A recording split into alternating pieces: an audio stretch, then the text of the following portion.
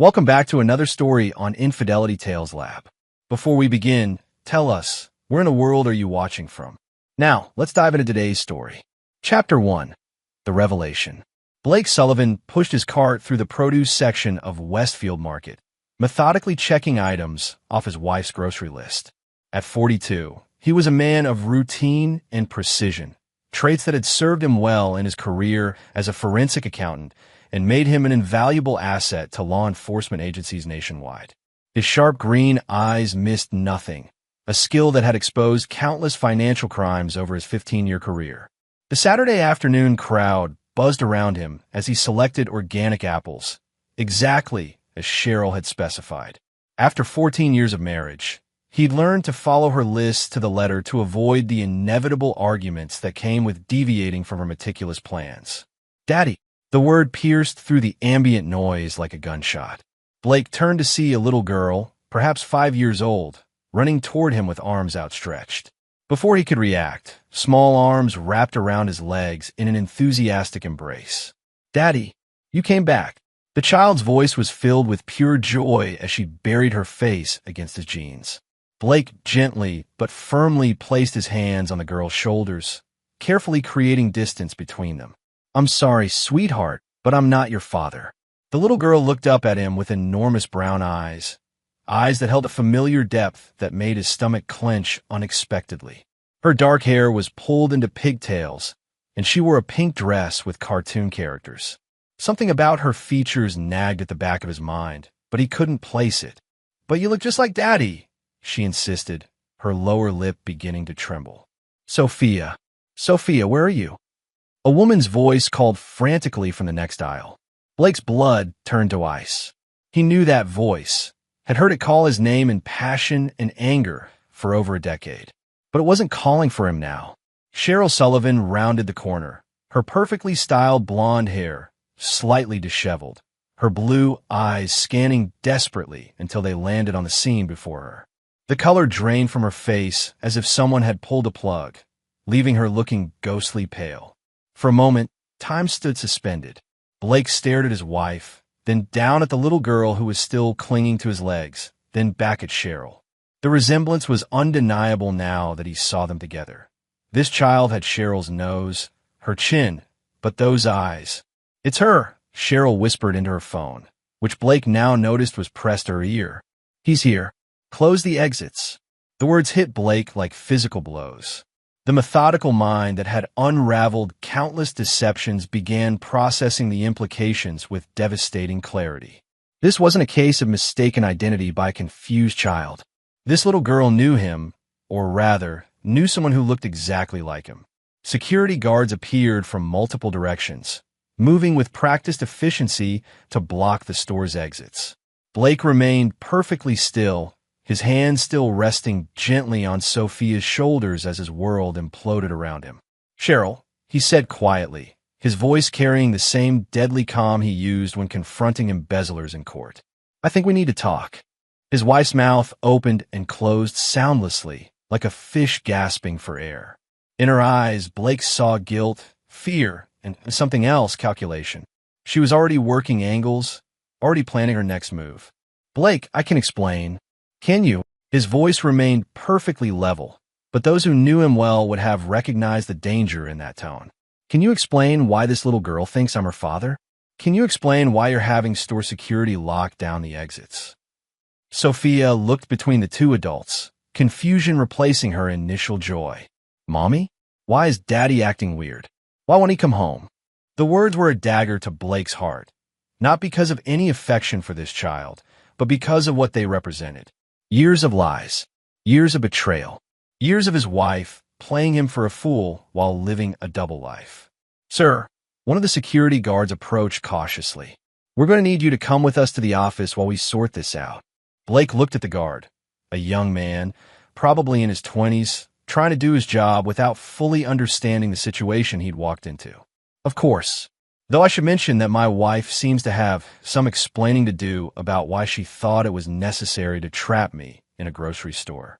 As they walked toward the security office, Blake's mind was already working. 14 years of marriage. No children despite his desire for a family. Cheryl had always claimed fertility issues, insisted they keep trying naturally instead of seeking medical intervention. How long had she been lying? How long had she been living this other life? But more importantly, who was the father? Because if this little girl thought Blake was her daddy, then there was someone out there who looked enough like him to fool a child. Someone who had been sharing his wife's bed while Blake worked late nights, traveling for cases, trusting completely in the woman he'd pledged his life to. In the security office, Blake sat across from his wife and watched her fidget with her wedding ring, a nervous habit he'd noticed but never questioned. Now he wondered how many other signs he'd missed, how many clues his trained eye had overlooked because he'd never thought to look for deception in his own home. How long? He asked simply. Cheryl's eyes darted to the security guard, who was pretending to busy himself with paperwork while clearly listening to every word. Blake, please, not here. Let's go home and discuss this privately. No. The word was final, absolute. How long, Cheryl? How long have you been lying to me? She broke then, tears streaming down her face in a display that might have moved him once, but now only disgusted him. 6 years. It's been 6 years, but Blake, you have to understand. 6 years. Blake repeated the words slowly, letting them sink in. 6 years of deception. 6 years of betrayal. 6 years of making a fool of him while he supported her, loved her, remained faithful to her. The security guard cleared his throat. If there's no actual security threat here, maybe you folks should take this conversation somewhere more private. Blake stood, his movements controlled and deliberate. You're absolutely right. Cheryl, we're going home. You're going to tell me everything. And then you're going to help me understand why I shouldn't destroy you and whoever you've been sleeping with. As they left the store, Blake caught sight of little Sophia being consoled by an older woman, probably a grandmother or babysitter. The child was crying, asking why her daddy wouldn't come home. Blake felt no sympathy for the child's confusion. In his mind, there were only two types of people in the world, those who could be trusted and those who had betrayed that trust. Cheryl had just revealed herself to be the latter, and in Blake's unforgiving worldview, that made her, and anyone who had helped deceive him, an enemy to be dealt with accordingly. The drive home was silent except for Cheryl's occasional sniffles. Blake's hands gripped the steering wheel with controlled force as he planned his next moves. His wife had made the mistake of betraying a man who made his living exposing lies and holding people accountable for their deceptions. She was about to learn that Blake Sullivan never forgave and he never forgot. Chapter 2. The Unraveling. The Sullivan house sat on 2 acres of meticulously maintained property in Westfield's most exclusive neighborhood. Blake had bought it 5 years ago as a symbol of their success, his growing reputation as the go-to forensic accountant for high-profile cases and Cheryl's boutique consulting business. Now, as he pulled into the circular driveway, the house felt like a monument to his own naivety. Inside, Cheryl immediately headed for the wine cabinet, her hands trembling as she poured herself a generous glass of Chardonnay. Blake remained standing, his arms crossed, watching her every movement with the same intensity he brought to analyzing financial records. Start talking, he said. Cheryl took a large gulp of wine before speaking. His name is Ian Snell. He's a contractor. He renovated the Marriott downtown about 6 years ago. I was handling their interior design consultation.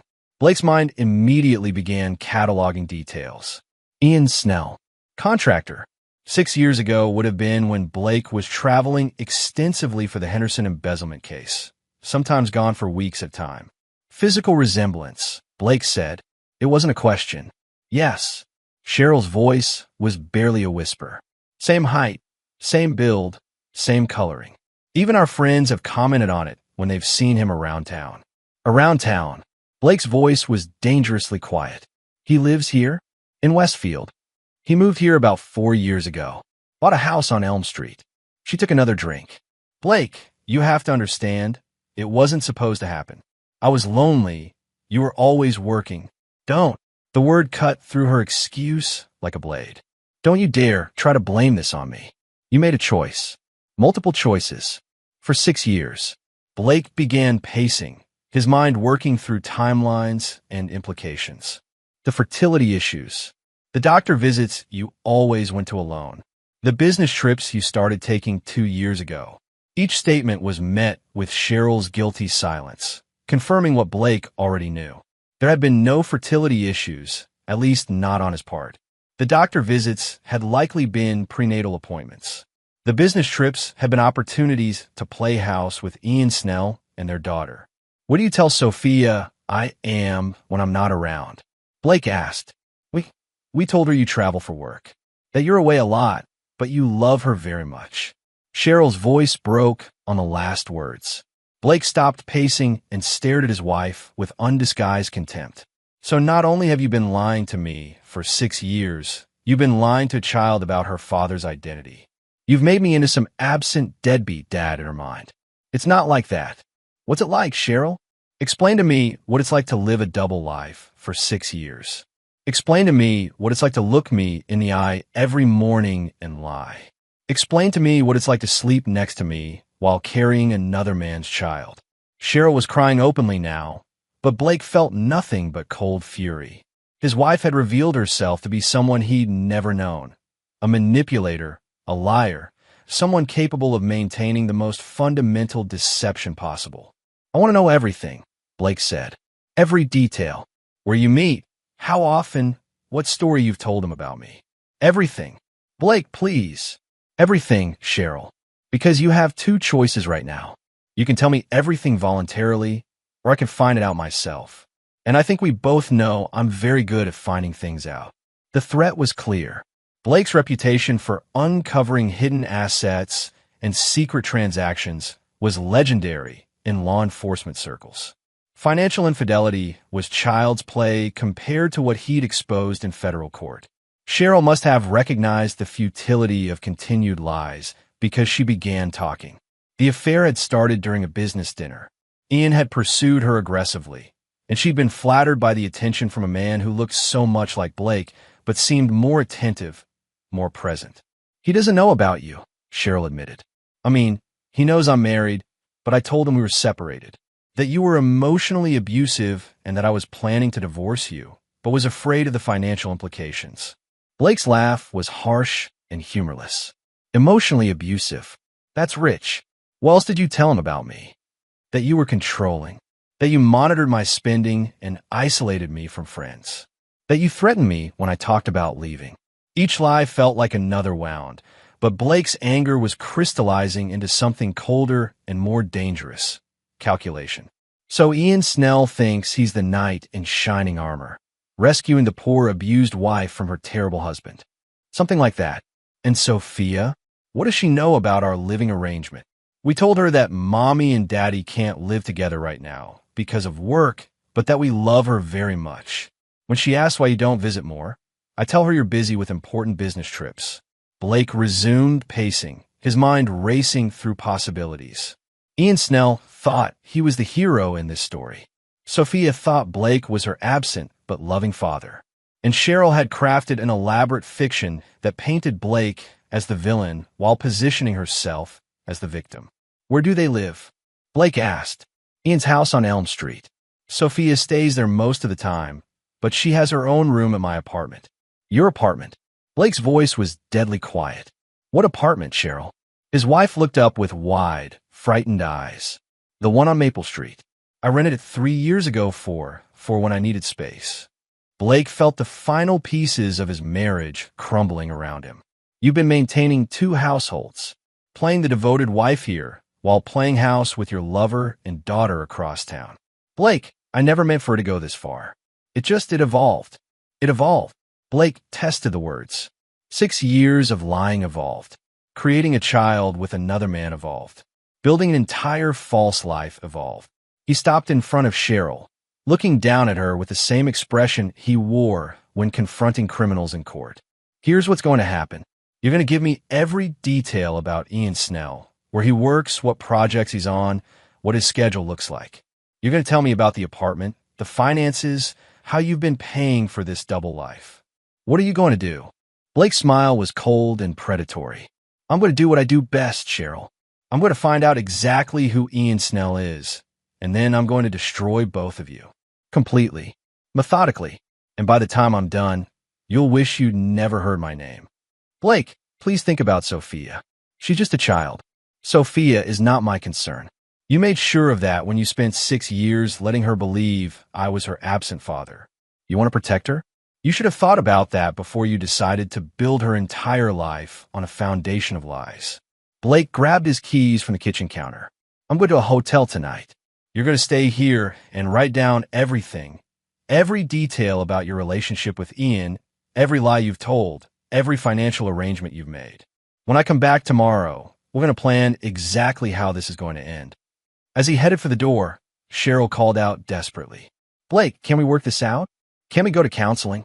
Blake paused at the door without turning around. Cheryl, there are only 2 types of people in this world. Those who can be trusted and those who betray that trust. You show me exactly which type you are. And I've never forgiven a betrayal in my life. I'm not about to start now. The door closed behind him with a soft click that sounded like a final judgment. Chapter 3. The Investigation. Blake checked into the Westfield Marriott, the same hotel where his wife had first met her lover 6 years ago. The irony wasn't lost on him as he set up his laptop in the suite and began what he did best, following the money and uncovering the truth. His first call was to Tommy Williams, a private investigator he'd worked with on several federal cases. Tommy specialized in background investigations and surveillance, and he owed Blake several favors. Tommy, I need a complete workup on someone. Everything you can find. Name is Ian Snell, contractor, lives on Elm Street in Westfield. I need it fast, and I need it thorough. Personal or professional? Tommy asked. Very personal. And Tommy? This stays between us. Understood. Give me 48 hours. Blake's next call was to his accountant and longtime friend, Charles Gonzalez. Charles, I need you to audit my personal finances for the last 6 years. Every account, every transaction. I'm looking for unexplained expenditures, hidden accounts, anything that doesn't fit normal patterns. Blake, is everything okay? Everything is about to be much better. How quickly can you have this done? If I drop everything else? 2 days. Drop everything else. Blake spent the rest of the evening accessing public records from his laptop. Ian Snell, age 38, born in Denver, moved to Westfield 4 years ago. He owned Snell Construction, a mid-sized operation that specialized in commercial renovations. The business appeared legitimate and successful, with several high-profile projects around the state. Property records showed Ian had purchased the house on Elm Street for $450,000 cash 4 years ago. Interesting for a contractor, but not impossible if business was good. The house was a 4-bedroom colonial on a quarter-acre lot, recently renovated with high-end finishes. Blake cross-referenced the timing of Ian's move to Westfield with Cheryl's credit card statements, which had access to through their joint accounts. Sure enough, charges at restaurants and hotels in the area had begun appearing around the same time. By midnight, Blake had constructed a timeline of the affair. It had started 6 years ago during the Marriott project. Sophia had been born 5 years ago, making her conception occur approximately 3 months into the affair. Ian had moved to Westfield when the child was 1, suggesting the relationship had become serious enough for him to relocate his business. Blake's phone buzzed with a text from Cheryl. I wrote everything down like you asked. Please call me. We need to talk. He deleted the message without responding. Tomorrow would be soon enough to review his wife's confession. Tonight, he had more research to do. Blake accessed the state licensing board database and pulled Ian's contractor license information. Clean record, no complaints, properly bonded and insured. He searched court records for any litigation involving Ian or his business. Nothing significant, just a few minor contract disputes that had been settled out of court. Social media revealed more personal details. Ian's Facebook page showed a man who looked remarkably similar to Blake. Same dark hair, same build, same general features. But where Blake was methodical and controlled, Ian appeared more carefree, posting photos of hiking trips, brewery visits, and construction projects. More importantly, the photos showed Ian with a little girl who was unmistakably Sophia. In the pictures, they were at parks, at the beach, at children's events. The photos were captioned with things like Daddy-Daughter Day and My Little Princess. Ian clearly believed he was Sophia's father and was apparently devoted to the role. Blake found Cheryl in several of the more recent photos, though she was tagged as Sophie's mom rather than by name. The photos showed a happy family: Ian, Cheryl, and Sophia at birthday parties, holiday gatherings, and casual outings. The sight of these images filled Blake with cold rage. While he'd been working to build their future, Cheryl had been building an entirely different life with another man. She'd been playing wife and mother in Ian's world while maintaining the facade of marriage in Blake's. A deeper dive into Ian's business revealed he'd been awarded several significant contracts over the past 4 years, including a $2.3 million courthouse renovation and a $1.8 million hospital expansion. For a contractor who'd relocated from out of state, Ian had built an impressive client base remarkably quickly. Blake made a note to investigate how Ian had secured these contracts. In his experience, rapid success in a new market often involved connections, referrals, or other forms of assistance that might prove useful leverage. His phone rang at 1:30 a.m. Cheryl's name appeared on the screen. Blake let it go to voicemail, then listened to her tearful message asking him to come home so they could work things out. He deleted that message as well. By 3 a.m., Blake had compiled a comprehensive initial profile of Ian Snell. The man appeared to be exactly what he claimed: a successful contractor who'd built a good life in Westfield. He seemed to genuinely love Sophia and believe she was his daughter. He had no criminal record, no apparent financial problems, and no obvious weaknesses. That would have to change. Blake's expertise wasn't just in finding hidden assets or exposing financial crimes.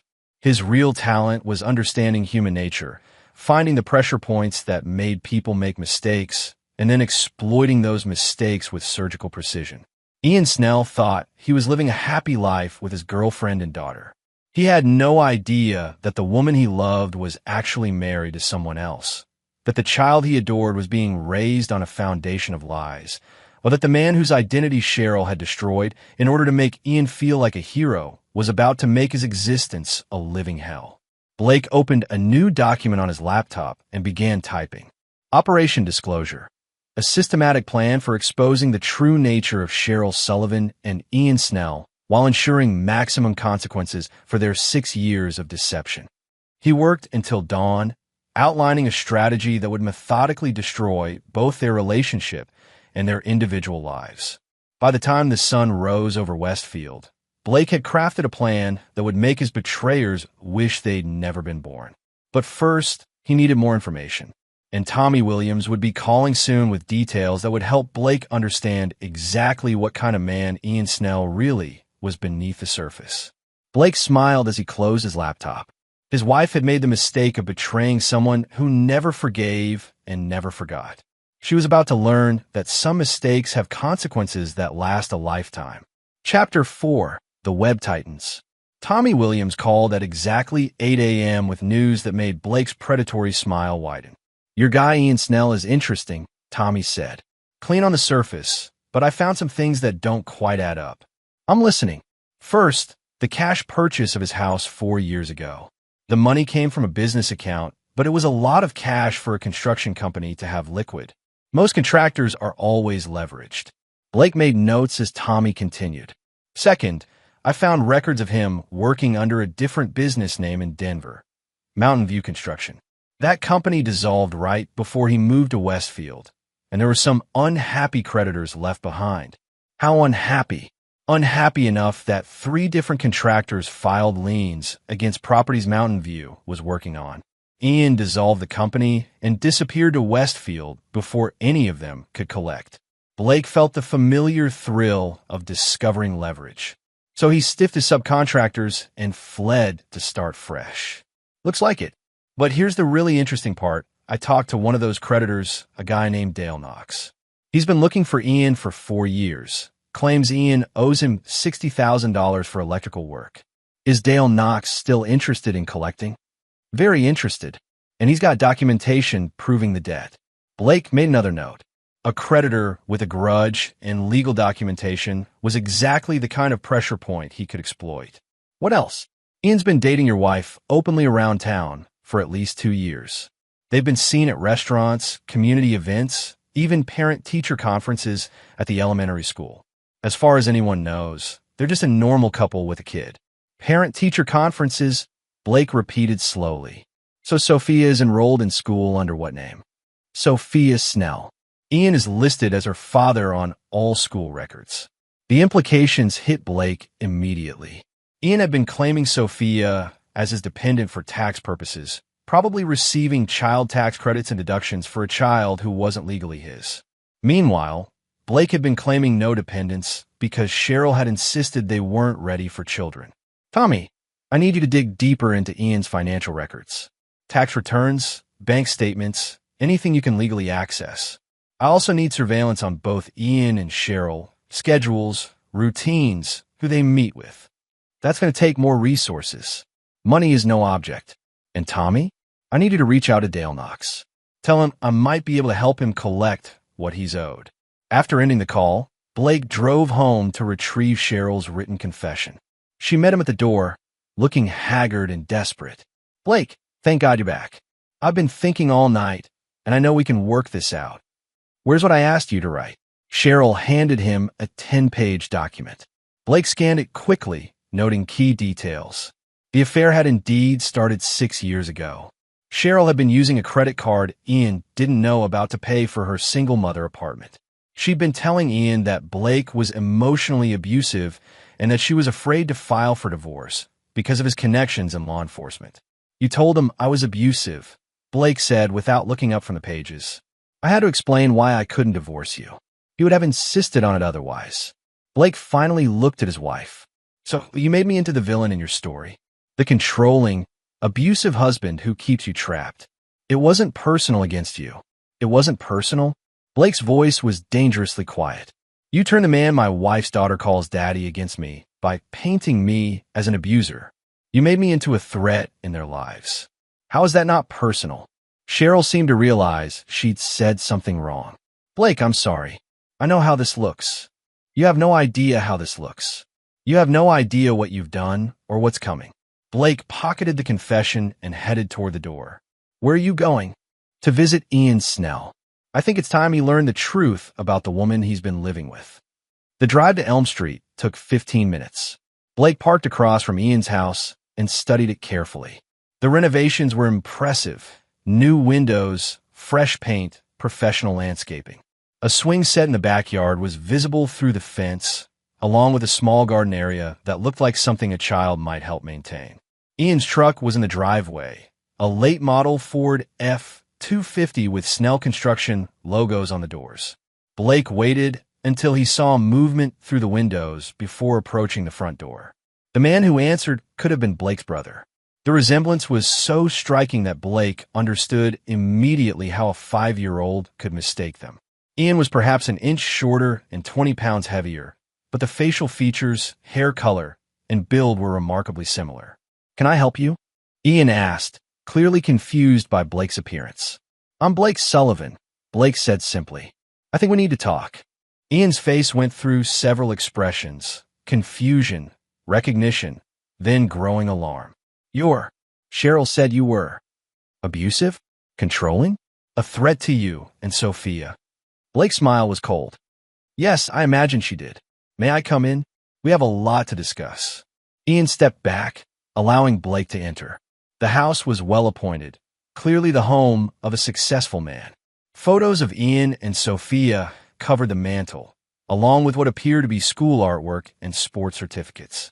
Nice place, Blake said, examining a photo of Ian pushing Sophia on a swing. You've done well for yourself since leaving Denver. Ian's face paled. How do you know about Denver? I know quite a bit, Ian. I know about Mountain View Construction.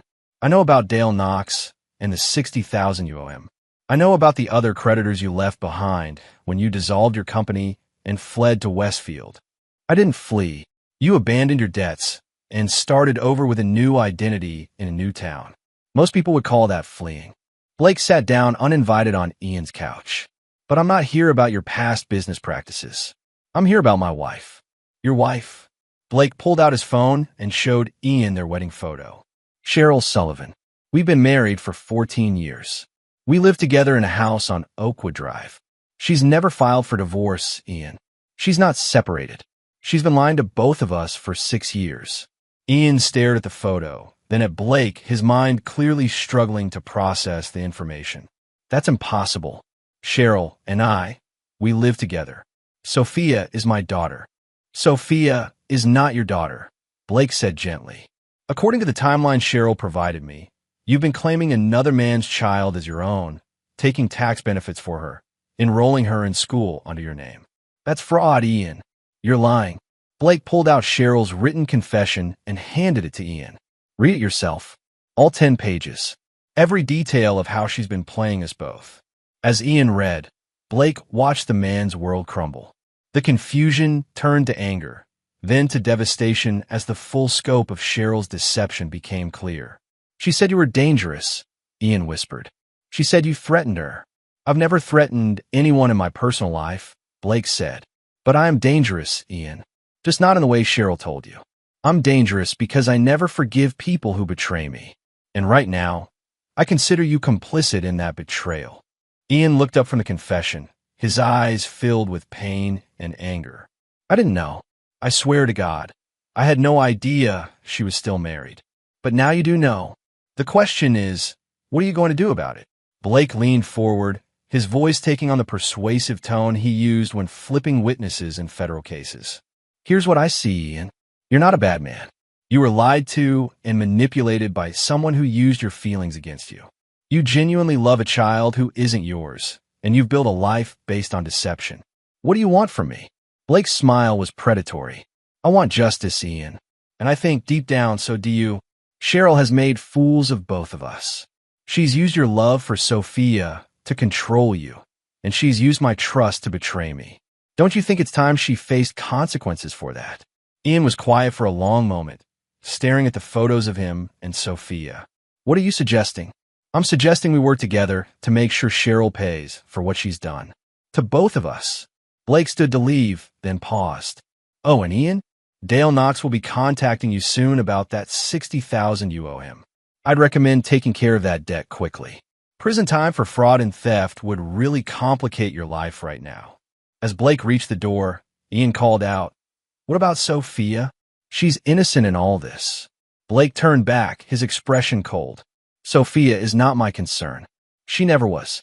Cheryl made sure of that when she spent 5 years letting her believe I was her absent father. If you want to protect her, you should have thought about that before you decided to build her life on a foundation of lies. Blake left Ian Snell sitting in his living room, surrounded by photos of a life that had just been revealed as an elaborate deception. The first domino had fallen. Soon, they would all come crashing down. Chapter 5, The Squeeze. Blake spent the next 3 days orchestrating a symphony of destruction. Charles Gonzalez's financial audit had revealed that Cheryl had been systematically siphoning money from their joint accounts to fund her double life. Small amounts, carefully spaced to avoid detection, but totaling nearly $75,000 over 4 years. More damaging was the discovery that Cheryl had been using Blake's social security number to co-sign for Ian's business loans, forging Blake's signature on documents that made him liable for over $300,000 in construction equipment financing. She'd used her position as Blake's wife to provide financial backing for her lover's business expansion. She's committed identity theft and fraud. Charles explained over lunch. You could press charges that would put her away for years. Not yet, Blake said. I want her to dig herself deeper first. Tommy Williams had also delivered results. Ian Snell's surveillance revealed a man struggling with a revelation about Cheryl.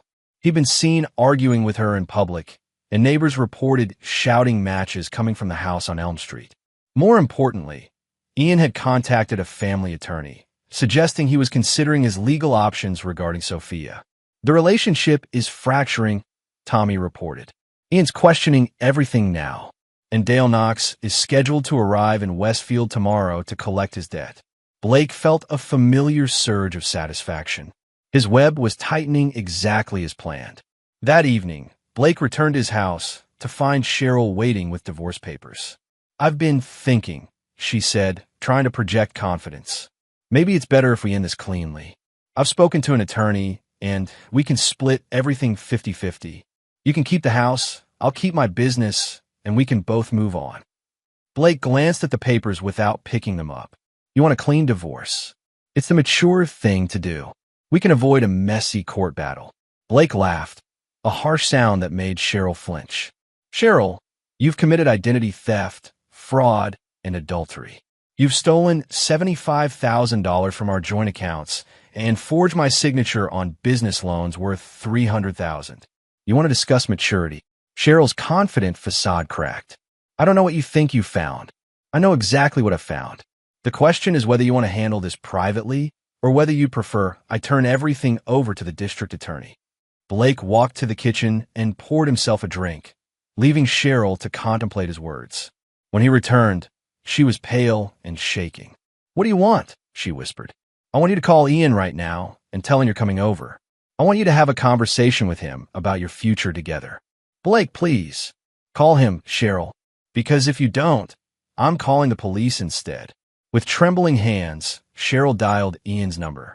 Blake listened to her side of the conversation, noting how she tried to sound normal despite her obvious distress. He wants to see me, she said after hanging up. He says we need to talk about Sophia. Perfect. I want you to go to him. I want you to try to salvage your relationship. And I want you to convince him that everything I told him was a lie. Cheryl looked confused. Why would you want that? Blake's smile was predatory. Because I want to watch you try to hold together a relationship built on lies while your entire world collapses around you. I want Ian to see exactly who you really are when the pressure builds. An hour later, Blake parked across from Ian's house and watched through the front window as Cheryl argued with her lover. Even from a distance, it was clear the conversation wasn't going well. Ian kept pointing at documents, probably Cheryl's confession, while she gestured frantically, trying to explain or justify her actions. Blake's phone rang. Dale Knox. I'm in town, Dale said. Just served Ian Snell with papers demanding payment of the $60,000 he owes me. He looked like he'd seen a ghost. How did he respond? Said he needed time to gather the money. I told him he had until Friday, or I'd file a criminal complaint for theft of services. Blake checked his watch. Today was Tuesday. That should be sufficient pressure. As Blake watched, Ian opened his front door and pointed for Cheryl to leave. She stood on his porch, pleading, but Ian slammed the door in her face. Cheryl stood there for several minutes, crying, before finally returning to her car. Blake followed her as she drove not home, but to an apartment complex on Maple Street, the secret apartment she'd maintained for 3 years. He watched her enter the building, then called Tommy Williams. I need you to check something for me. Cheryl Sullivan, apartment 4B at the Maple Street complex. I need to know who else has access to that unit. 20 minutes later, Tommy called back. The lease is in her name only, but building security cameras show Ian Snell has been a regular visitor for the past 2 years. Looks like he has a key. Blake smiled. Ian would undoubtedly use his key to confront Cheryl in her private space, the apartment where she constructed her single mother persona. The pressure was building exactly as Blake had planned. The next morning brought the news Blake had been waiting for. Tommy's surveillance revealed that Ian had indeed gone to Cheryl's apartment the previous night. Neighbors reported loud arguing that lasted until nearly 2 a.m. More importantly, Ian had left with several suitcases, suggesting he was moving out of the house they'd shared. Blake's phone rang at 10 a.m. Ian Snell. I need to talk to you, Ian said. His voice was strained, exhausted. Of course. Where would you like to meet? They agreed on a diner across town, neutral territory where they could speak privately. Blake arrived first and watched Ian enter, noting the man's haggard appearance. 2 days of learning the truth about Cheryl had clearly taken their toll. She's been lying about everything, Ian said without preamble as he sat down. The apartment, the money, the story about you being abusive. Everything. I know. She had credit cards I didn't know about. Bank accounts in her maiden name. She's been living 3 different lives. With you, with me, and completely alone in that apartment. Blake leaned back in his booth. The question is, what are you going to do about it? I don't know. Ian's voice was broken. Sophia? God, what am I supposed to tell Sophia? She thinks I'm her father. She doesn't even know you exist. That's your problem, Ian. You chose to build a relationship with a married woman. You chose to believe her lies about being separated. You chose to claim another man's child as your own. Ian looked up sharply. I didn't choose anything. I was lied to. Were you? Blake's voice was cold. Or did you choose not to ask too many questions because the story Cheryl told you made you feel like a hero? The knight in shining armor, rescuing the damsel in distress. Ian started to protest, but Blake continued. Did you ever ask to see divorce papers? Did you ever question why a supposedly separated woman still lived with her abusive husband? Did you ever wonder why she wouldn't give you her home address or phone number? Each question hit like a physical blow. Blake could see Ian realizing that he had, in fact, made choices to believe what was convenient rather than demand proof. You wanted to believe you were the good guy, Blake said.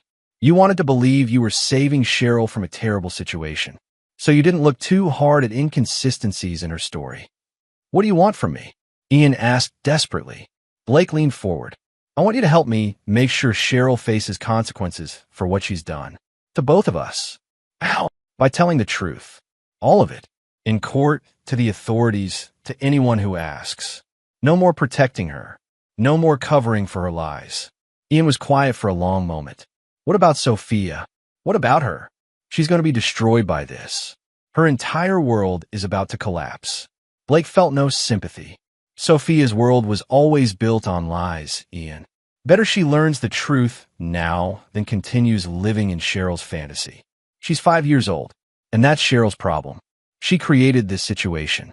She can deal with the consequences. Blake stood to leave, then paused. Oh, and Ian? Dale Knox filed his criminal complaint this morning. You're officially wanted for theft of services in Colorado. I'd suggest getting that debt settled quickly before it becomes a warrant. As Blake walked away, he could hear Ian calling after him, asking for more time, for help, for mercy. Blake ignored him. In his world, mercy was something reserved for the innocent. Ian Snell had made his choices, and now he would live with the consequences. The web was nearly complete. Soon, both Cheryl and Ian would find themselves trapped with no way out, facing the full consequences of their 6-year deception. And Blake would be there to watch them both fall. Chapter 6, The Reckoning.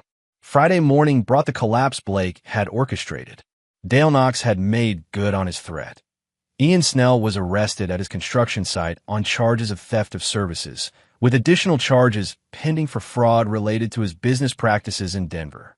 The arrest was very public, in front of Ian's crew and several clients, ensuring maximum damage to his professional reputation. Blake watched the local news coverage from his hotel room, noting how the reporter described Ian as a contractor who allegedly fled Colorado after defrauding multiple subcontractors. The story included file footage of Ian's house and several of his construction projects, effectively destroying his business credibility in Westfield. His phone rang immediately after the news segment ended. Cheryl, sobbing hysterically. Blake, you have to help him. Ian's been arrested, and Sophia saw it on the news. She's asking why the police took her daddy away. Ian Snell is not Sophia's daddy, Blake said calmly. He's a man who stole services in Colorado and fled the state to avoid paying his debts. If Sophia is confused about his relationship to her, that's because you've been lying to her for 5 years. Blake, please. I know you're angry, but this isn't about us anymore. This is about an innocent child. You should have thought about that innocent child before you decided to build her entire life on a foundation of deception. Blake ended the call and immediately dialed his attorney, Gerard Roman. Gerard, I need you to file several motions today. First, I want a restraining order against Cheryl to prevent her from accessing our joint accounts. Second, I want to press charges for identity theft and fraud. Third, I want a divorce filing that requests full disclosure of all her assets. Blake, this is going to get very ugly very quickly. It was always going to get ugly, Gerard. Cheryl made sure of that when she chose to destroy our marriage. Within hours, Cheryl was served with papers at her apartment. The restraining order froze all joint accounts, cutting off her access to the money she'd been using to maintain her double life. The fraud charges carried potential prison time, and the divorce filing demanded a complete accounting of how she'd spent marital assets to fund her affair. Tommy Williams called with updates on Ian's situation. He can't make bail. The judge set it at $200,000, and with his assets frozen for the creditor claims, he doesn't have access to that kind of money. What about his construction business? Dead. 3 clients canceled contracts today, and his bonding company dropped him. Word travels fast in the construction world. Blake felt the familiar satisfaction of a plan executed flawlessly. Both Cheryl and Ian were now facing the complete destruction of their lives, just as they had destroyed his marriage through their deception. That afternoon, Blake received an unexpected visitor at his hotel. A woman in her 60s, well-dressed, but obviously distraught. "Mr. Sullivan? I'm Margaret Snell, Ian's mother. I need to speak with you about Sophia." Blake studied the woman carefully. She had Ian's eyes, but none of his easy charm. This was clearly someone accustomed to getting her way through direct confrontation rather than manipulation. "I'm not sure what we have to discuss, Mrs. Snell. We have a 5-year-old child to discuss.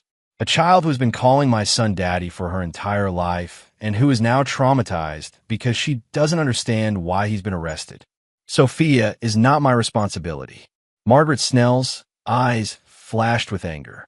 "She may not be your responsibility, but she's an innocent victim in this situation. And right now, she needs stability.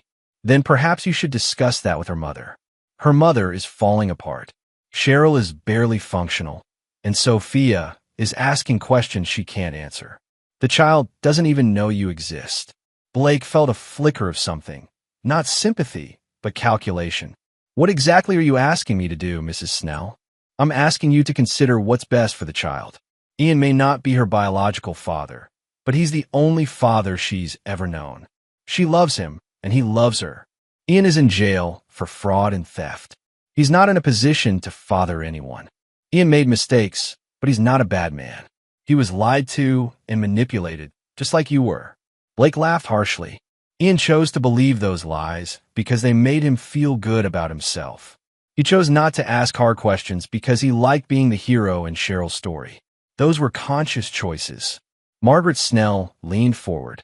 "What if I could guarantee Ian would cooperate fully with your divorce proceedings? What if he testified about everything Cheryl told him, every lie she asked him to believe?" Blake felt his interest sharpen. "Go on. Ian has recordings. Voicemails from Cheryl talking about you, about their relationship, about her plans. He also has text messages going back years. Everything you need to prove her deception in court. And in exchange, you help Ian make bail and don't oppose his request for visitation rights with Sophia during the custody proceedings." Blake considered the offer. Ian's testimony and evidence would be devastating to Cheryl in divorce court, potentially saving Blake millions in settlement costs. The recordings would also provide evidence for criminal prosecution. "What makes you think Ian would honor such an agreement?"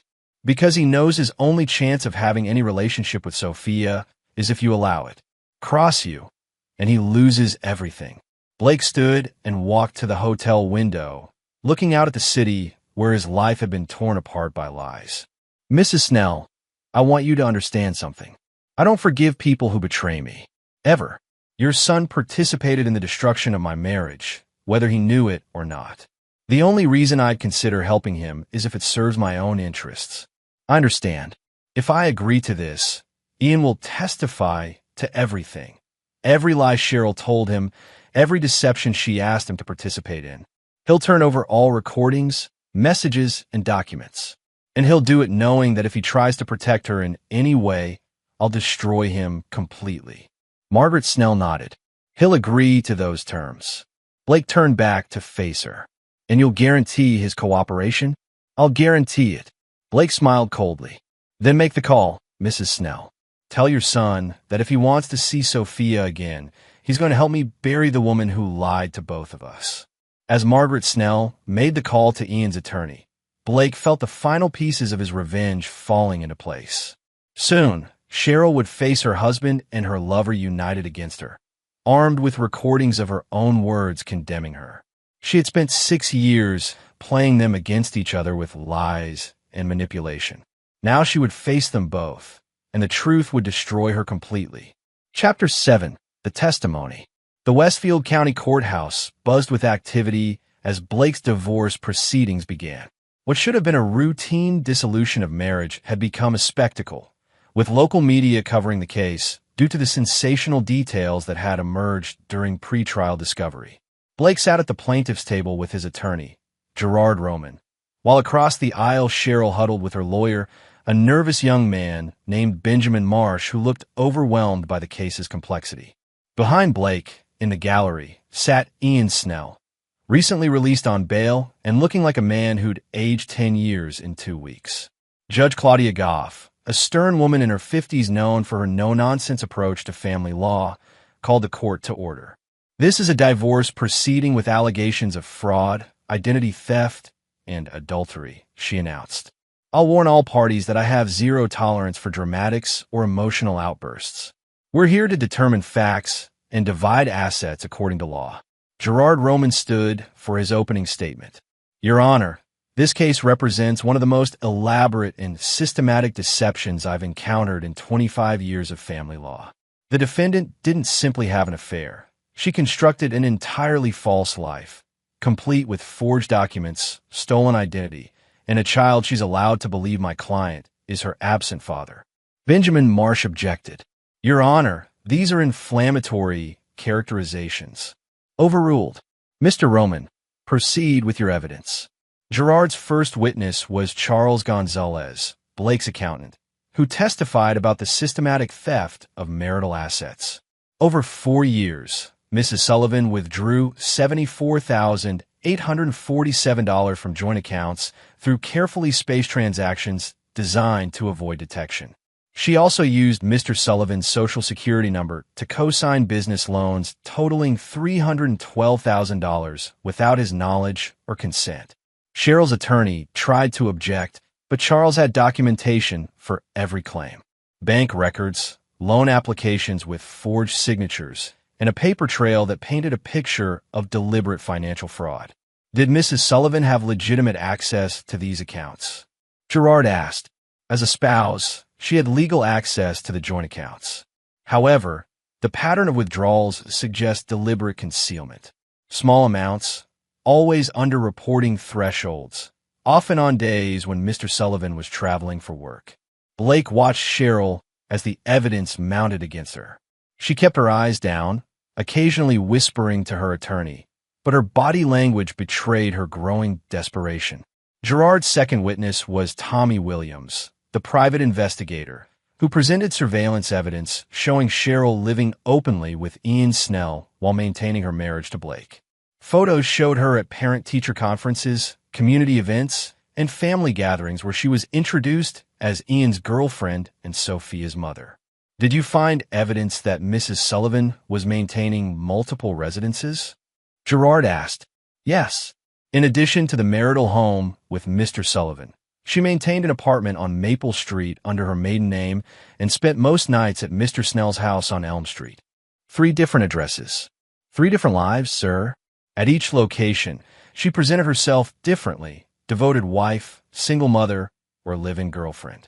When Gerard called Ian Snell to testify, the courtroom grew silent.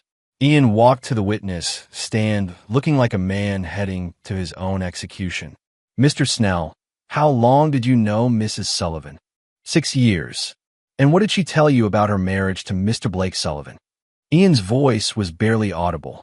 She told me they were separated, that he was emotionally abusive and controlling, that she was afraid to file for divorce because of his connections in law enforcement. Did you ever see divorce papers or separation agreements? No. She said she was handling it through her attorney and didn't want to discuss details because it upset her.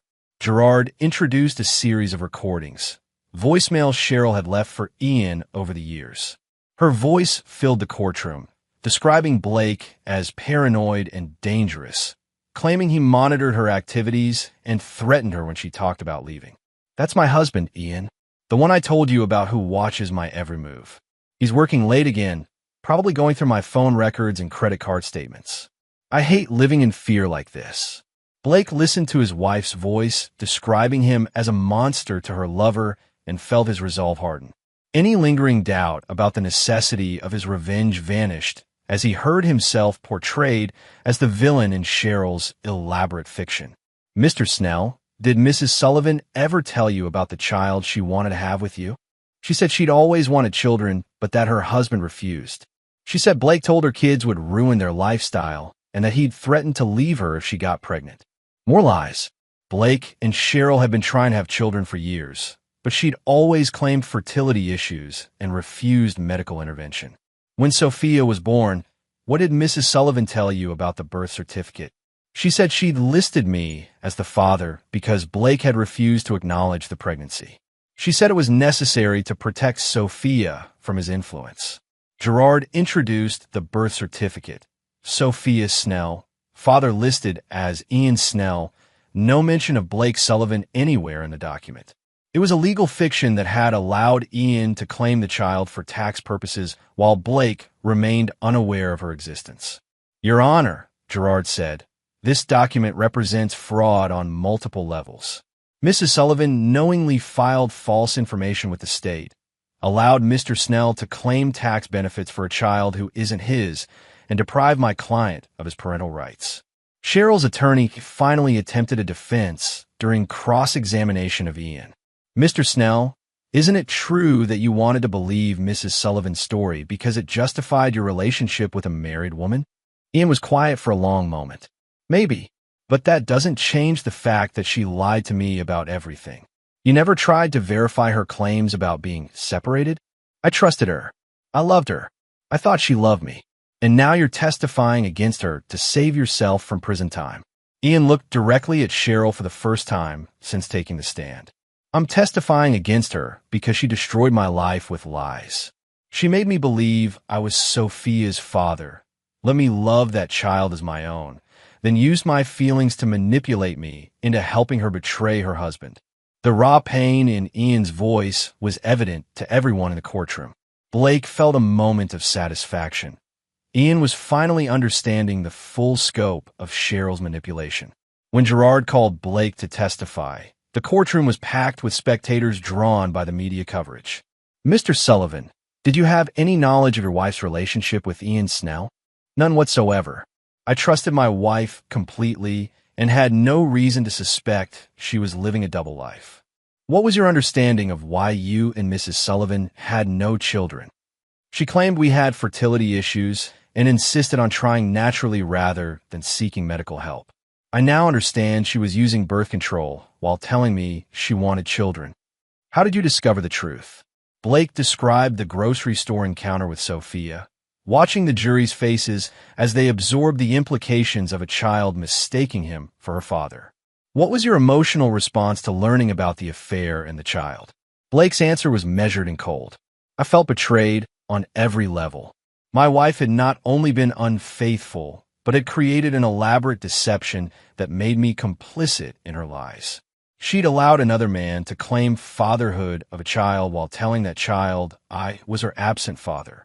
Gerard introduced Blake's financial records, showing the systematic theft of marital assets to fund Cheryl's double life. "Did you give Mrs. Sullivan permission to use your social security number for business loans?" "Absolutely not. I learned about those loans during my attorney's discover process. My wife committed identity theft to help her lover's business while I remained unaware." During cross-examination, Benjamin Marsh tried to paint Blake as a controlling husband who drove his wife to seek affection elsewhere. "Isn't it true, Mr. Sullivan, that you were often absent from home, leaving your wife lonely and neglected?"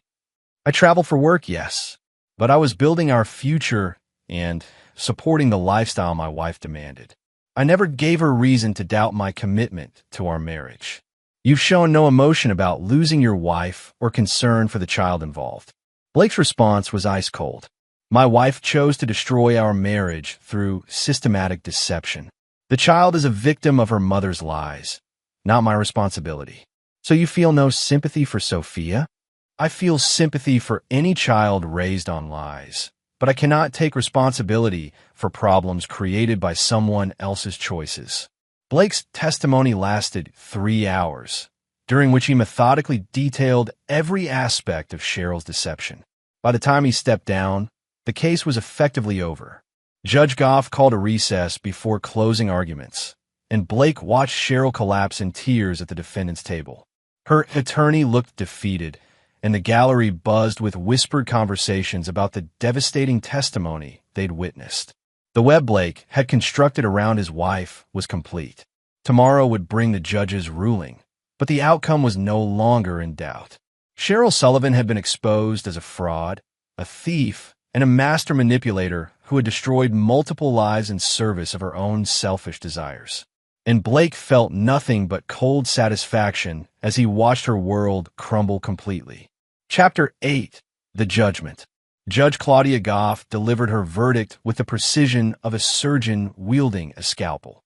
After reviewing the evidence overnight, she reconvened court with an expression that suggested she'd found the case personally offensive. "In 22 years on the bench," she began, "I have rarely encountered such systematic and calculating deception within a marriage. This case represents not simply adultery, but fraud, identity theft, and child exploitation." Blake sat motionless as the judge continued, noting Cheryl's trembling hands as she gripped the defendant's table. "Mrs. Sullivan, your actions constitute a complete betrayal of the marriage contract and the legal system itself. You have stolen marital assets, forged legal documents, and created false identities to facilitate your deception. More troubling, you have psychologically manipulated a child to serve your elaborate fiction." Judge Goff's voice grew harder. "The evidence shows you allowed Mr. Snell to claim paternity of a child who is not his biological offspring, depriving Mr. Sullivan of his parental rights while enabling Mr. Snell to claim fraudulent tax benefits. You have created legal documents listing false information and used your husband's identity without consent." Cheryl's attorney attempted to interject. "Your Honor, if we could consider mitigating circumstances." "There are no mitigating circumstances for fraud, Mr. Marsh. Your client's actions were deliberate, systematic, and designed to benefit herself at the expense of multiple victims." Judge Goff turned to the matter of asset division. "Given the evidence of financial fraud and identity theft, I am awarding Mr. Sullivan the entirety of the marital assets. Mrs. Sullivan has forfeited any claim to community property through her criminal behavior." Blake felt cold satisfaction as Cheryl gasped audibly. She would leave the marriage with nothing. No house, no savings, no retirement accounts. Furthermore, the judge continued, "Mrs. Sullivan will be responsible for the $312,000 in fraudulent business loans she secured using Mr. Sullivan's identity. These debts will not be divided as marital obligations since they were obtained through criminal means." The crushing financial judgment was only the beginning. Judge Goff addressed the matter of Sophia's paternity. "This court orders immediate DNA testing to establish the biological father of the minor child. Additionally, the false birth certificate listing Mr. Snell as the father will be amended to reflect accurate information once paternity is established." Blake watched Ian Snell shift uncomfortably in the gallery. The man who had played father to Sophia for 5 years was about to lose any legal claim to the child he'd raised. "Mrs. Sullivan, you will also face separate criminal charges for identity theft, fraud, and filing false legal documents. This court is referring your case to the district attorney's office for prosecution." Cheryl was now openly sobbing, but Judge Goff showed no sympathy. "Your actions have traumatized a child, destroyed multiple lives, and made a mockery of the institution of marriage. The damage you have caused through your selfishness is incalculable." The judge turned to Blake. "Mr. Sullivan, while I understand your anger, I encourage you to consider the welfare of the minor child in future proceedings. Regardless of the circumstances of her birth, Sophia is an innocent victim who has known no other father than Mr. Snell." Blake's response was measured. "Your Honor, I appreciate the court's concern, but I cannot take responsibility for problems created by someone else's deception. If Sophia is traumatized, that is the direct result of her mother's choices." Judge Goff nodded grimly. "Nevertheless, future custody arrangements will need to consider the child's emotional well-being and existing relationships."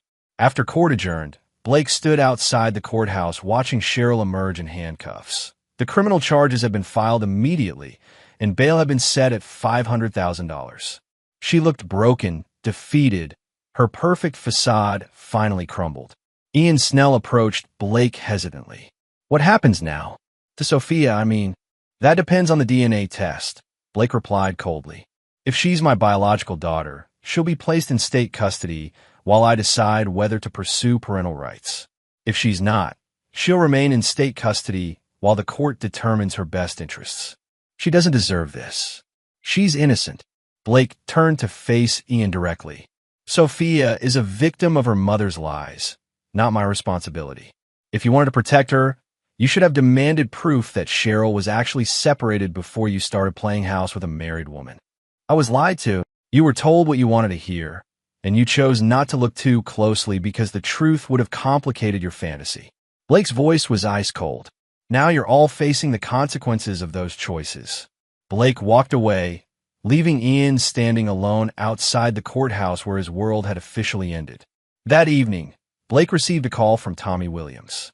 "Cheryl's apartment has been cleared out. Looks like someone grabbed everything valuable and disappeared.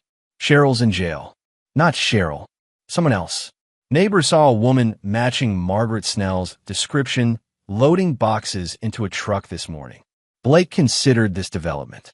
Ian's mother was apparently attempting to preserve some assets before creditors could claim them. A futile gesture, since the court judgment had been crystal clear. His phone rang again. Gerard Roman. "Blake, we have a problem.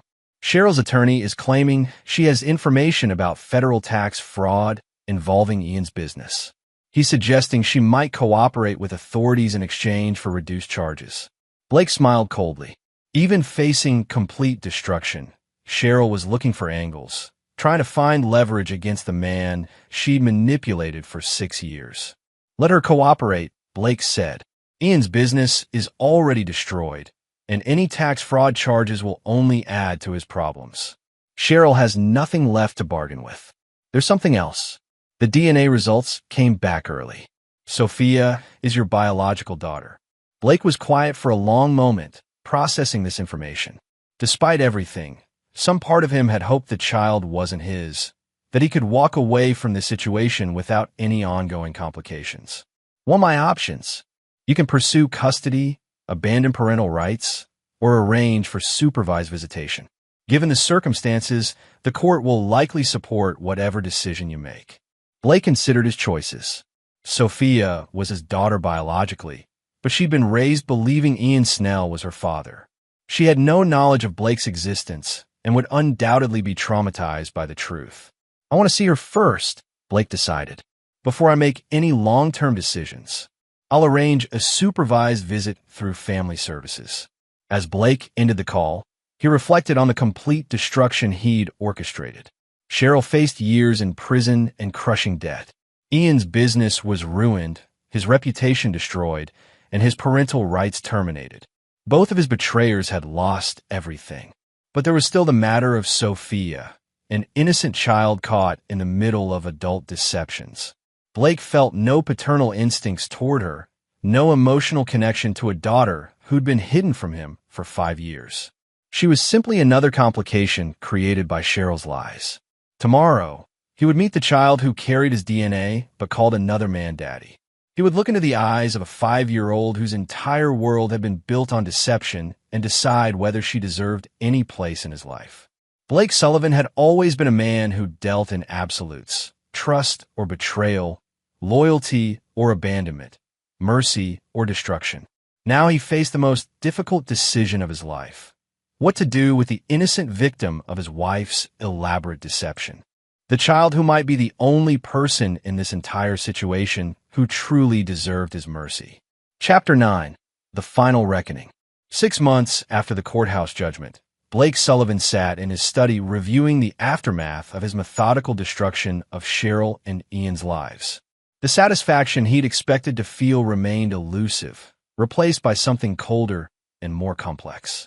Cheryl had been sentenced to 4 years in state prison for fraud and identity theft. The judge had shown no mercy, citing the systematic nature of her deceptions and the harm caused to multiple victims. She would serve at least 2.5 years before becoming eligible for parole. Ian Snell had fared even worse. The federal tax charges Cheryl had helped prosecutors build against him had resulted in a 6-year sentence. His construction business had been liquidated to pay creditors, and he'd lost his house to foreclosure. Dale Knox had eventually collected his $60,000, but Ian's reputation in the construction industry was permanently destroyed. Margaret Snell had been arrested for attempting to hide assets and received 18 months probation. Her attempt to preserve something from the wreckage had only added to her son's legal troubles. Blake's phone buzzed with a text from his attorney. The final asset seizures had been completed. Every trace of the life Cheryl and Ian had built together had been systematically dismantled and liquidated. The apartment on Maple Street, the house on Elm Street, the construction equipment, even Sophia's swing set, everything had been sold to satisfy court judgments and creditor claims. But it was the other text that gave Blake pause, from the family services caseworker who supervised his monthly visits with Sophia. Sophia continues to ask when her daddy is coming home. Her therapist believes she would benefit from more frequent contact with you as her biological father. Blake had been visiting his daughter once a month for 6 months. Awkward sessions in a sterile conference room where a traumatized child tried to understand why the world she'd known had disappeared. Sophia still called Ian Daddy and asked repeatedly when he was coming home from his business trip. The child psychologist had been blunt in their last meeting. Sophia has experienced profound trauma from the sudden loss of her primary attachment figure. She doesn't understand concepts like fraud or deception. She only knows that the man she considered her father has vanished from her life. Blake had listened to the diagnosis with his characteristic emotional detachment. What are you recommending? She needs stability and consistency. Right now, she's in foster care with a good family, but she would benefit from a permanent placement. You have the legal right to petition for custody. And if I don't, then she'll remain in the system until a suitable adoptive family can be found. Given her age and the trauma she's experienced, that could take years. Blake had left that meeting without making any commitments. Sophia was his biological daughter, but she felt like a stranger, a 5-year-old victim of her mother's lies who looked at him with confusion and fear during their supervised visits. His doorbell rang, interrupting his thoughts. Blake opened the door to find Dale Knox, the electrician from Denver who had pursued Ian across state lines to collect his debt. Mr. Sullivan, I wanted to thank you in person. Blake studied the older man, noting his work-worn hands and direct gaze. For what? For helping me get justice. Ian Snell stole $60,000 from me and nearly bankrupted my business. When he disappeared to Westfield, I thought I'd never see that money. You did the work to find him and pursue the charges. But you gave me the leverage I needed. Without your investigation and the pressure you put on him, Ian would have kept running. Dale paused. I heard about the child, about how she's caught in the middle of all this. Blake's expression hardened. Sophia is not my concern. Isn't she? Dale's voice was gentle but firm. From what I understand, that little girl is as much a victim of Ian and your wife's lies as you were. Maybe more. I didn't create this situation. No, but you're the only one with the power to fix it. Ian's in prison, your wife's in prison, and that little girl is in foster care, asking why her daddy abandoned her. Blake felt a flicker of irritation. Ian Snell is not her father. He's the only father she's ever known. And right now, she's probably thinking he stopped loving her, which is why he went away. Dale Knox stepped closer, his voice taking on the intensity of a man who'd spent months pursuing justice. Mr. Sullivan, I've spent the last year watching you systematically destroy everyone who wronged you. You're thorough, I'll give you that. But there's one person in this whole mess who never wronged you, never lied to you, never betrayed you. And she's the one suffering the most. Blake's jaw tightened. What do you want from me? I want you to consider that maybe justice isn't just about punishing the guilty. Maybe it's also about protecting the innocent. After Dale left, Blake found himself driving to the family services office. He arrived during visiting hours and asked to see Sophia. The caseworker led him to the familiar conference room where his daughter sat coloring at a small table. She looked up when he entered, her brown eyes, so much like his own, filled with wariness. Hi, Sophia. Hi. Her voice was small, uncertain. Blake sat across from her, studying the child who carried his DNA but felt like a stranger. "What are you drawing?" "A house." She held up her picture, a simple child's drawing of a house with 3 stick figures in front. "That's me, and that's Mommy, and that's Daddy." Blake looked at the figure labeled Daddy, a tall stick figure with dark hair who clearly represented Ian Snell. "Sophia, do you remember what the caseworker told you about me?" She nodded solemnly. "You're my real daddy, but I don't understand why I have 2 daddies." Blake felt something crack inside his chest. Not sympathy, exactly, but recognition of the impossible situation his wife had created. This child had been living in a fantasy world constructed by lies, and the truth was more confusing than illuminating. "It's complicated," he said finally. "When is Daddy Ian coming home?" The question Blake had been dreading. He looked into his daughter's hopeful face and felt the weight of absolute honesty. "Daddy Ian isn't coming home, Sophia. He's going to be away for a very long time." Her lower lip began to tremble. "Did I do something wrong? Is that why he left?" "No, sweetheart. You didn't do anything wrong. The adults made some very bad choices, and now everyone has to deal with the consequences." Sophia was quiet for a moment, processing information far too complex for a 5-year-old mind. "Are you going to leave too?" Blake stared at his daughter, truly looked at her for the first time since this ordeal began. She was small, vulnerable, trapped in a situation entirely beyond her control. And despite his anger at Cheryl and Ian, despite his refusal to forgive anyone who had betrayed him, Sophia had never betrayed anyone. She was innocent. "No," Blake heard himself say. "I'm not going to leave." 3 months later, Blake stood in the same courthouse where he destroyed his wife's life, this time petitioning for custody of his daughter. The judge was different, but the gravity of the situation was the same. "Mr. Sullivan, you understand that custody involves significant responsibilities and sacrifices?" "I understand, Your Honor. The child has experienced severe trauma and will require ongoing therapy and support. Are you prepared for that commitment?" Blake looked at Sophia, sitting with her caseworker in the gallery. She was wearing a new dress he'd bought her and clutching a stuffed animal, small signs of the stability he'd been trying to provide during their increased visitation. "I'm prepared, Your Honor." The judge granted the custody petition, and Blake felt something he hadn't experienced in months. Not satisfaction from destroying his enemies, but the quiet weight of responsibility for protecting someone who couldn't protect herself. That evening, Blake sat in his study while Sophia played in her new bedroom, the room he'd spent 2 weeks preparing with furniture, toys, and decorations appropriate for a 5-year-old girl. The irony wasn't lost on him that he was now caring for the child his wife had hidden from him while conducting her affair. His phone rang. Gerard Roman. "Blake, I have news about Cheryl. She's requesting a meeting. Says she has something important to tell you about Sophia." Blake considered this. Cheryl had lost every appeal, exhausted every legal option, and was serving her sentence in a women's facility 2 hours away. What could she possibly have left to say? "Schedule it," Blake decided. "I'll see what she wants." 1 week later, Blake sat across from his ex-wife in the prison visiting room. Cheryl looked haggard, her blonde hair now showing gray roots, her face gaunt from prison food and stress. The elegant woman who had deceived him for 6 years was gone, replaced by someone who looked older and defeated. "Blake, thank you for coming." "What do you want, Cheryl?" She gestured toward the photographs Blake had brought, pictures of Sophia in her new room at the park during their first family dinner. Images of a child adapting to a new life with her biological father. "She looks happy," Cheryl said quietly. "She's adjusting. I heard Ian try to contact her through his mother." Blake's expression hardened. That contact was blocked. Ian Snell has no legal relationship to Sophia. "Blake, I know you hate me. I know you'll never forgive me for what I did.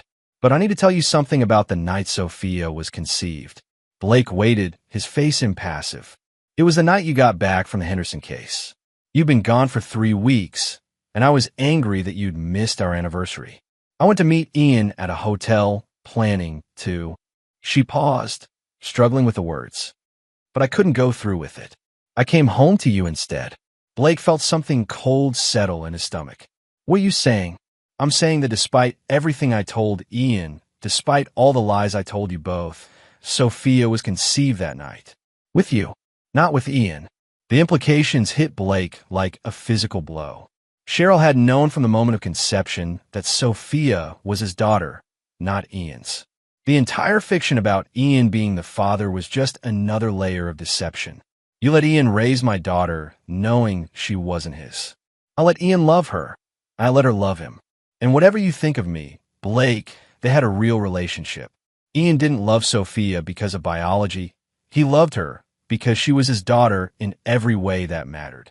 Blake stared at his ex-wife with undisguised contempt. You're telling me this why? Because Sophia asks about him every day.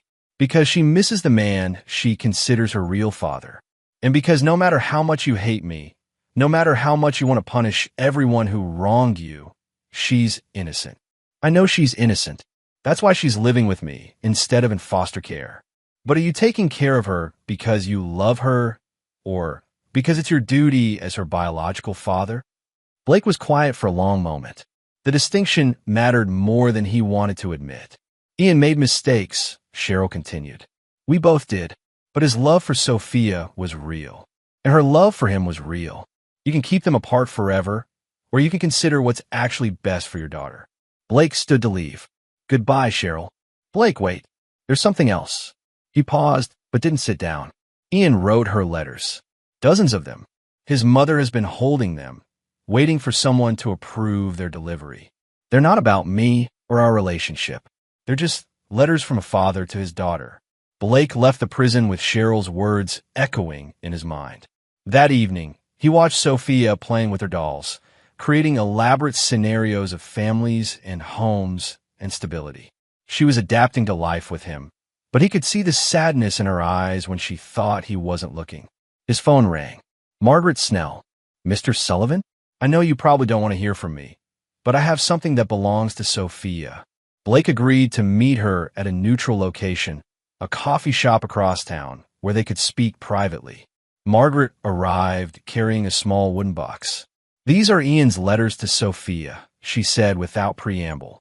He's been writing to her every week since he was incarcerated. They're not about the legal situation or about Cheryl. They're just letters from someone who loves her. Blake examined the box, but didn't open it. Why bring these to me?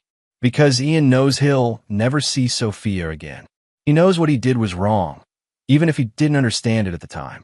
But he also knows that little girl is wondering why her daddy stopped loving her. Margaret Snell leaned forward, her voice intense. Mr. Sullivan, I've watched you destroy my son's life, and I can't say he didn't deserve it. But Sophia didn't deserve to lose the only father she'd ever known. I'm her father. You're her biological father. Ian was her daddy, the man who taught her to ride a bike, who read her bedtime stories, who held her when she had nightmares. You can't replace that relationship, no matter how hard you try. Blake felt the familiar anger rising. Ian built that relationship on lies. Ian built that relationship on love. The lies came from Cheryl, not from him. Margaret placed a box on the table between them. Read them. If you think they're inappropriate, destroy them. But if they're just letters from someone who loves her, maybe consider letting her have them. That night, after Sophia was asleep, Blake opened the box and began reading Ian's letters. They were exactly what Margaret had described. Simple notes from a man who missed the child he'd raised. Stories about his day, memories of their time together, expressions of love and hope that she was happy. One letter stood out. Dear Sophia, I hope you understand that sometimes adults make mistakes that hurt the people they love. I made mistakes, and now I can't be with you the way I want to be. But I want you to know that being your daddy was the best thing that ever happened to me. You made me want to be a better person. I hope your real daddy takes good care of you, and that you're happy. Love always, Daddy Ian. Blake set the letters aside and went to check on Sophia. She was sleeping peacefully, surrounded by the toys and decorations he'd provided. But her nightstand held a framed photo of her with Ian at the park, a picture she'd insisted on keeping despite everything that had happened. Blake Sullivan had spent his entire adult life believing in absolutes, trust or betrayal, loyalty or abandonment, mercy or destruction. He'd built his reputation on the principle that betrayers deserved no forgiveness, no second chances, no mercy. But as he looked at his sleeping daughter, Blake realized that sometimes the most powerful choice wasn't between mercy and justice. Sometimes it was between punishment and healing. The next morning, Blake made a call to the prison where Ian was serving his sentence. "This is Blake Sullivan. I'd like to arrange for my daughter to receive some letters." 3 months later, Blake sat in the visiting area of the federal prison, watching through bulletproof glass as Sophia spoke on the phone to Ian Snell. It was their first conversation since Ian's arrest, and Blake could see the joy in his daughter's face as she talked to the man she still considered her daddy. "Are you coming home soon?" Sophia asked into the phone. Ian's response was gentle but honest. "No, sweetheart. I have to stay here for a long time because I made some bad choices. But I want you to know that I love you very much, and I'm so proud of you for being brave." "Blake is taking good care of me," Sophia said. "He's teaching me to play chess, and we're reading Harry Potter together." Blake watched Ian's face through the glass, seeing genuine gratitude despite everything that had happened between them. "I'm glad you have someone good to take care of you," Ian said. "Blake is your real daddy, and I know he loves you very much." After the visit, Blake drove home with Sophia, chattering excitedly about seeing Ian again. For the first time since the grocery store encounter that had shattered his world, Blake felt something approaching peace. He had destroyed his betrayers completely and methodically. Cheryl would spend years in prison, and Ian's life had been permanently ruined. Justice had been served with brutal efficiency. But in choosing to allow Sophia to maintain some connection to the man who had loved her as a father, Blake had discovered something more powerful than revenge: the ability to protect the innocent while still holding the guilty accountable. Blake Sullivan would never forgive Cheryl's betrayal or Ian's participation in the deception that had destroyed his marriage. But he had learned that sometimes mercy wasn't about forgiving the guilty. It was about protecting